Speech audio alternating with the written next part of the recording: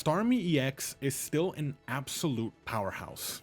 It's honestly been a really strong deck since day one, and with the new cards from Mythical Expansion, this deck just got even better.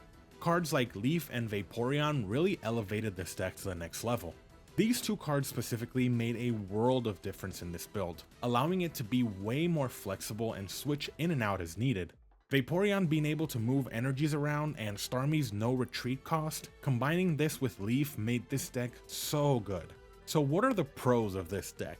Well, it's really strong early on. Starmie is a stage 1 beast that deals amazing damage on just 2 energies. Vaporeon also adds a lot of flexibility and allows you to move your energies between Starmie and Articuno in order to deal with any threat. This deck is also super simple to play and it's very easy to set up those powerful combos.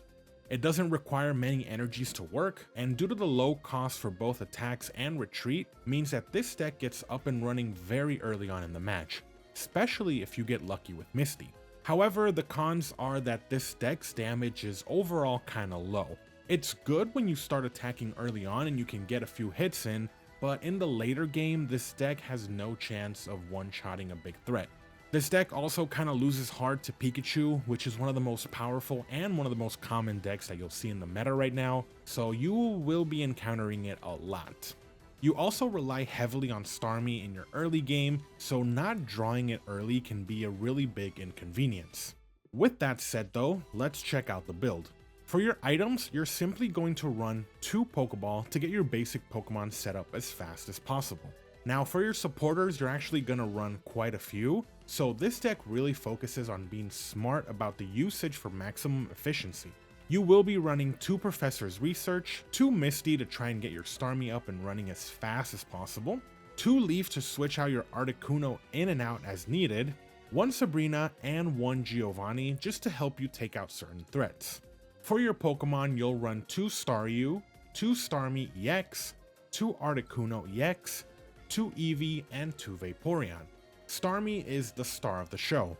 No pun intended. Starmie does big damage early on and is very easy to set up.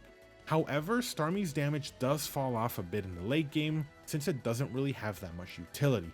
Its no retreat cost makes it easy to swap in and out to your Articuno to help out if you're low on HP or you need to do some damage to their bench.